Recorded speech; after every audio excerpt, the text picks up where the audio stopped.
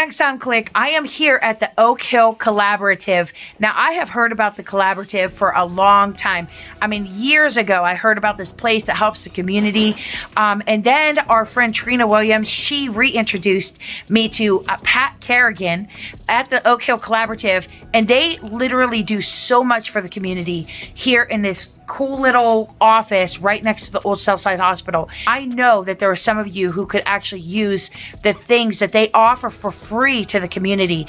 But like we were talking about just a few minutes ago, so many people don't know about these things that are like available to them. So I wanted to make sure that Youngstown Click, you knew what was available to you here at the Oak Hill Collaborative. So I'm going to introduce you to Pat Kerrigan. Hey, Pat. How are you? Good. How are you? I'm great. Thanks for coming. Oh, man. Thank you for doing everything that you do. So tell us a little bit about the Oak Hill Collaborative and why you chose to start this. And then we'll talk about some specifics of what you guys offer.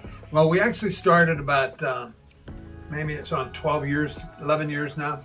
And we started out at St. Patrick's Church, which is right down the street on Oak Hill. Okay. And the three of us that started I was president of the parish council. I have a friend who's a financial contributor. And okay. runs the company, and he's very helpful. Yeah. And then our pastor, Father Noga. So okay. the three of us started it. And the idea was to do a neighborhood revitalization and try to fix up the neighborhood and provide some of the social organization that isn't here anymore. Got it. You know, where do you have block watch meetings? Where do you have Friends of the Hunting River? Right. You know, all these kinds of things we were providing for free. Okay. And we had gardens in the back, and we were cleaning up property up and down Oak Hill. Wow. Doing a lot of neighborhood revitalization. But what happened was that the funding wasn't there. That wasn't our niche. The main people who were getting money was Youngstown Neighborhood Development Corporation. Okay. And they were not helping us, and they weren't involving us. And got it. you know, they just told us that our neighborhood was not sustainable, and literally said that it's not sustainable. Wow. And they're getting all this state, federal, local money and they're going to neighborhoods that are better neighborhoods where there's people that have more organization. They have other institutions to help. We don't have that here. Okay. Until we got here. Wow. So hopefully we're changing that around. But over the course of years, we found that we were doing small business, and then we had a maker space in the basement where we had some 3D printers, and we had woodworking equipment, and yeah, we had a woman down there that was a seamstress, so she had a seamstress shop. Wow. And we were doing welding, and so you became a neighborhood hub to like help people just connect and get a folks wow. They don't know where to go. Wow. How are you going to start a business? Well, you know, I have a legal background, so maybe I can give you a little help or send you in the right direction. Yeah. Things like that. But the small business development part was tough because people that are poor don't understand the need to, you know, maybe mortgage your house or take a loan, or yeah. you know, the idea of a business plan was, well, get a grant, and well, that, you know, you're not going to get a grant for private business. But then my next question is, what do you do next year when the grant's gone? We'll get another grant. So it was really a hard thing to get people to think that way. Right. In the process, these 3D printers were there to help people do prototypes. Okay. Or actually even do their business, create stuff to sell. And we did all that. And as we got along, we got more and more people, some young people from YSU in particular, that were very technical. Okay. And you know, I call them my geeks, you know, and I say it in a loving way because they know a lot about these things. I don't, but they do. Right. And so, you know, we developed the printers, the digital recording studio, the CNC routers, all of those things. And the main thing we started to do was teach classes. Okay. It's all about digital inclusion. Okay. So now this is interesting because as you're talking a little bit about the history, that's probably something that you began to look around and realize was a pretty huge need. Because I know that you were very passionate for the past 2 years getting people signed up with the internet help so that they could get internet at home and stuff. So was that like as you began to like make changes, is that one of the biggest needs you saw in this neighborhood? Definitely. So we actually started this before the pandemic. And I'm kind of considered a bit of a visionary around here because I was the first one around to do those kinds of things. Wow. And then when the pandemic hit, it just was brutal. Yeah. And it changed people's view of the internet.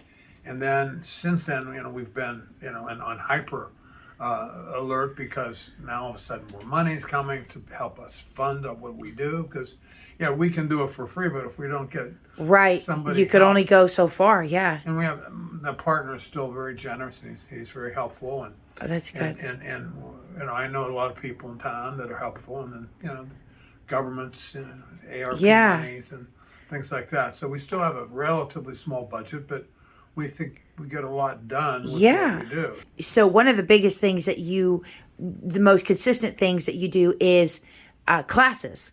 Right? Classes and workshops. Classes and workshops. Okay. So let's first talk about some of the classes. Excel. Yeah.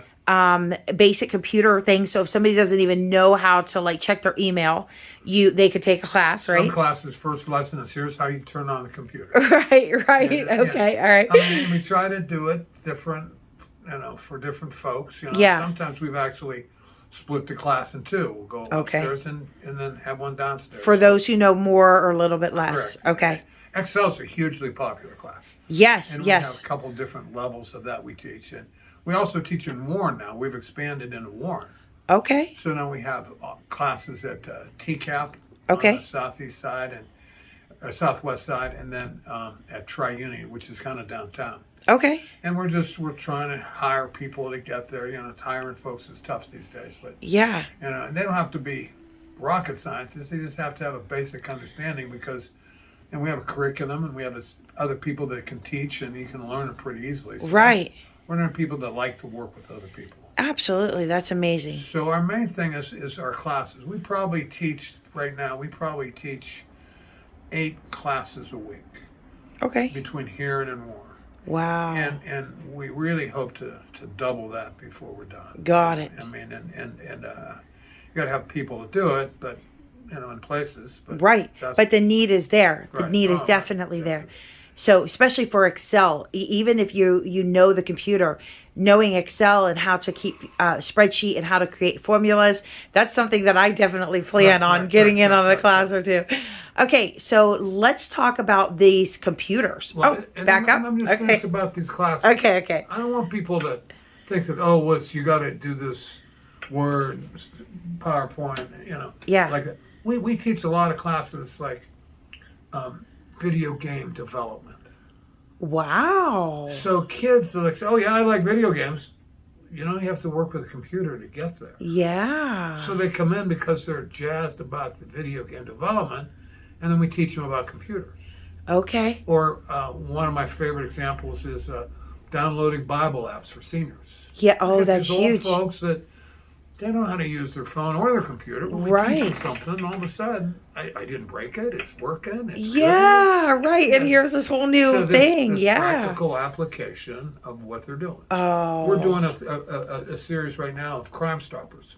Yes. Talk to us about this podcast. So this is, I'm an officer of the Crime Stoppers, and, with all these old cold cases. Okay. And so they wanted to highlight some of them. So I and a friend, another board member, said that we'll do it, and we're using our podcast. Yes. Okay. And we're doing these cold cases that we're offering rewards and all that, just like with Karma. How fun! But it's a different, there's all. And they could find that on your YouTube channel, right? Channel, correct. Oak Hill Collaborative on YouTube. Yes. Oh, that would be so interesting. I can't wait to go. You have one episode up so far, right? Right. Yeah, I can't wait to listen to it, because that's always interests me when I listen to things that are happening, and I have so many questions like, well, here's who I think did it, and what about this? So so that sounds great. So you'll be doing more of those coming up. Right. Okay. So then that's our basic, is the classes. And then you were mentioning helping with the Affordable Connectivity Program, the ACP. That was $30 a month off the internet for people who were financially qualified. Okay. And it was a very generous qualification. You didn't have to be dirt poor. I mean, a family of 4 could be making $60,000 in Mahoney or Trumbull counties, which isn't a lot, but, if that's your reportable income and you're selling this or that, or you're cutting grass, babysitting, you're making other money. So, it goes. So anyway, $30 a month, but that program has not been funded by the Congress to continue. So it's a bit of a political dispute, It's all overseas. Yeah. Well, the Democrats are pushing to have it done because they want poor people to have help with their internet. Yeah. And other folks are pushing more to develop, broadband towers and cabling and all that out in the rural areas where they don't have any internet at all. But it's very, very expensive. But that's another issue. Okay. But there are other programs we help sign people up. Got it. Help them. And if there is any programs to help, you would be the facilitator or the connector for people. That's great. Right. That's great. And that's something we just did. I mean, nobody gave us any money to do it. Wow. We just said, this is a need. Yeah. I've got general monies to be helping folks. We call them digital navigators. Okay. How do you get on the, your computer? In every which way you can. So that's one of the things we help with. Then the recent thing that we're doing is with refurbished computers. Yes. Now this is pretty cool, guys. So listen up. So we go one of two ways, and they're nice computers. They're used. Yeah. They've been fixed up, and they got everything on, and they're fully loaded. Yeah. And we sell them for $100. That's amazing. Better yet, if you're financially qualified, again, the same ACP qualification. Yeah. We're using that just because it's convenient. But if you're on that and you take 5 classes, we give you the computer. That is amazing. Yeah. That is fantastic. Guys, did you hear that? I don't know if you heard that, because you know what? So many times something like that, you're like, okay, what's the catch? Yeah. But this is just something you genuinely do because you want. So we were talking a little bit before we started the video about you seeing that there's such a disconnect sometimes between the normal citizens and then what's out there. And there's and you want it to be that connector, that bridge, to be able to say, hey, listen, we're going to help you with the 1, 2, 3, the ABCs of that. That's amazing. So one of the basic theories that I had a big argument with a guy who is now like my best friend in this business, and my partner. Yeah. And he's retired AT&T executive. Okay. And he said we would have these fights. And he's all for corporate, business enterprise. Okay. And I said, well, these poor folks, you're not investing in their neighborhoods. You're not spending money. You're not doing high speed. That 1 gig is in rich areas, not here in Port. He said, Pat, we're a company. We have to have return on investment. Yeah. Right now, the regular speeds, people aren't buying it in the city. Oh, they need help. Okay. I go to Hudson or Shaker Ice, or I go they don't care what the price is. Now, I can't require AT&T to spend that same kind of money.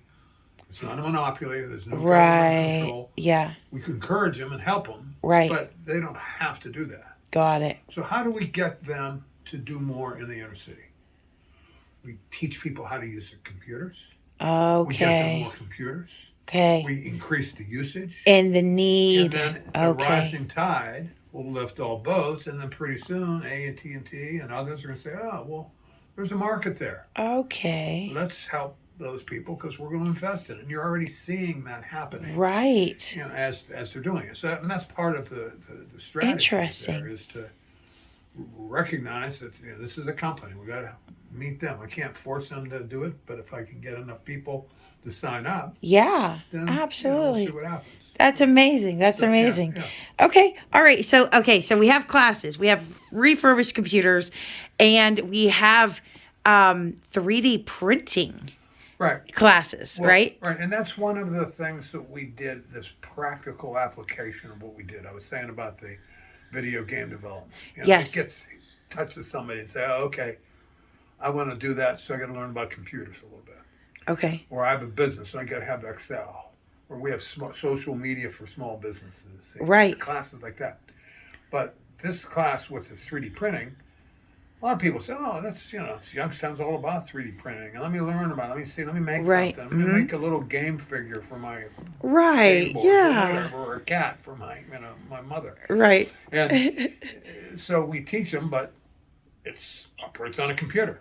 Right. So so it goes back have to operate the computer from beginning to end, but you have to develop a little bit of understanding. And, someone who can download a program for you, but you got to take the program, you got to stick it in. We teach you how to do that. But all of a sudden, now you're getting a little more sophisticated in your computer use. Yeah. And then, what do you know? Maybe you're going to buy a 3D printer. Or maybe you're going to get increased internet capacity because you need it for that. Right. Or maybe you're going to develop the design program. You'll buy that, whatever. Or maybe you have a video game idea and Right. All of these things get people to be using the internet more. Okay. So anything that we can do, like we teach a job training class up in one right now. And it's not about teaching them how to use the computer. It's teaching them how to use a 3D printer maybe, but it's also teaching how to use anything, cleaning up, safety, welding. Wow. It's on a computer. Okay. Yeah. So I'm justified. Yeah. And said, okay, we'll teach this class for the Mahoney Valley Manufacturers Coalition Work Advance Program. Yeah. Poor people that trying to get a job, trying to get an education. Yeah. Well, we teach that class.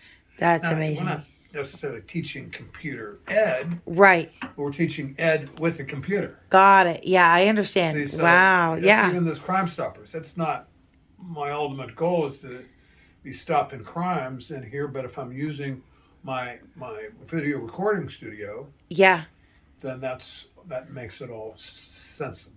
That's amazing. Yeah. Okay, so if somebody wants to keep in touch or like basically sign up for a class or find out about all the classes that you're offering, how would they do that? How would they connect? The best way is to our telephone number, which is 330-406-0731.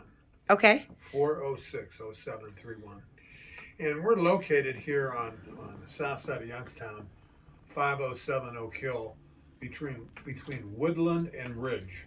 Okay. And we're the building immediately up the hill, as you said earlier, from the Southside Hospital, which is now the county building. Okay, that's what it's called now. Yeah, and across the street and down a block is the Oak Hill Cemetery, and there's different things around in the area, but not much. Right. All right, so I always like to ask every person that I interview the same question at the end. So I did not prepare you for this, but I'm going to put you on the spot. What are 3 of your favorite places, local places, that either like hidden gems or some of your favorites that you're like, hey, you guys should definitely check out? Okay, I got 2 real quick. Okay. So my first would be, and it's the obvious one, is Mill Creek Park. Oh. I live in Mill Creek Park. Oh. My backyard is on the west side in the park, in the old section. Oh, how beautiful. I'm right up the hill from Pioneer Pavilion, and right down the road from the Silver Bridge. What a great spot. I mean, we walk all over, and my wife especially does a lot of walking. And, yeah, I mean, she was telling me yesterday she walked from our house to the Rose Garden. Wow. Yeah. Wow. She walks 5-6 miles. That's amazing. But that's why she's so fit. But you can't compare with that. Yeah. The second thing that's like on a more personal note, I think I'm a big fan of the Avalon Inn. Oh, okay. That's my favorite restaurant. We go there pretty much every Saturday. Really? Get a cauliflower crust pizza with hot peppers and sausage. It's the bomb. That's our kind of our go-to. Like, okay. Even on the day before St. Patrick's Day, we went to a couple of bars and we ended up at the Avalon. Look at that. With my Italian friends. Yeah. Perfect. And then there's so many other places, I mean. Yeah, there's so many. Like St. Patrick's Church is an unbelievably beautiful place inside, and it's, I mean. I was in there for a wedding, and you're right. It is gorgeous. Really, people are like, wow, it's like old style Gothic. Absolutely, yeah. I mean, so that has a special place in my heart. Okay. Yeah. Okay. Thank you. That's amazing. Well, we're going to head downstairs and we're going to check out so guys, I'll show you some of the pictures of the makerspace. I think they're doing a class now, so I probably won't do video, but I'll definitely shoot some pictures. But thank you, Pat. Thank you for what you do for the community. Oh, my pleasure. Thank you for offering this and taking a minute to talk to us, to kind of show, because there's so many great things that there are so many people out there needing what you guys offer here. And please, we really try to welcome people in here. Yeah. One of the things that we do is we have people that work here. And if you come in and you say, you know, my computer, I can't get it to do this. Yeah. We'll do it. That's We'll figure it out, amazing. or we'll fix it, or we'll tell you. I mean, Yeah. we have people with enough skills. It doesn't have to be a class. It can be Right. one-on-one. That's what Digital Navigator does. That's amazing. We always have people that are always willing to help. Yeah. You Oh, know, I and- love and- it. And that's kind of, Yeah. you know, what we did. By the way, Trina Williams was one of our first Yeah, Trina. business incubator. Right. You know, she was there Yeah. when we were getting this business incubator going. And she talks so highly about this place. And it wasn't anything really developed. And then she we said, well, here, she needs this. She needs, business cards. Wow. She needs a website, and she needs Yeah. some customers. Love it. I love it. I've been Well- eating egg rolls ever since. Right? You got hooked. You got hooked. Well, thank you so much, guys. Check out oakhillcollaborative.com. Is that .org. .org? .org. Okay. Oakhillcollaborative.org. Sounds good. All right, guys. We'll talk to you later. Check this place out. It's amazing.